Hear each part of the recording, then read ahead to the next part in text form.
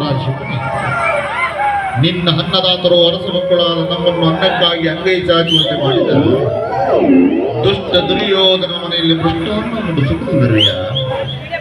ಅಂದು ನಿನ್ನ ಸಹೋದರಿಗೆ ನೀಡಿದ ವಾಗ್ದಾನವೇನಾಯಿತು? ನಿನ್ನ ರೋಷವೇನಾಯಿತು? ನಿನ್ನ ಜಲವೇನಾಯಿತು?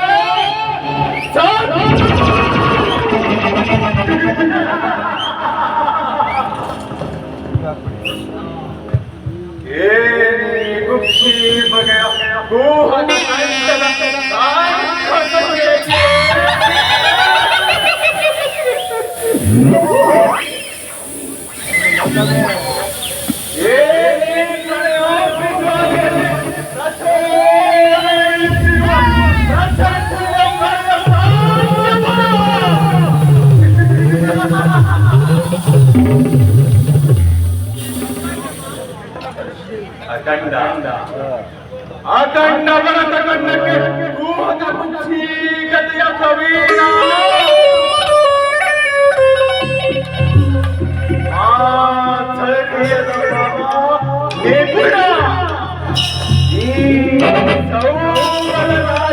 ರಾಜೊಡನೆ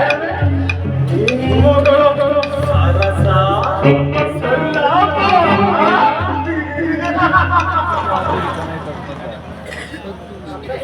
ಓ ನನ್ನ ವಂಶಕ್ಕೆ ಕಾರಣನಾದ ದುರ್ಜಾತ, ದುರ್ನೀತ, ದುರುಳ ದುರ್ಯೋಧನನೇ ಕೇಳು. ಅಂದು ನಿರಪರಾಧಿಗಳು ಗಾಂಧಾರ ವಂಶೋದ್ಧಾರಕರಾದ ನನ್ನ 99 ಮಂದಿ ಸಹೋದರರು ನಿನ್ನ ಕರ್ತವ್ಯ ಕೂಡಿ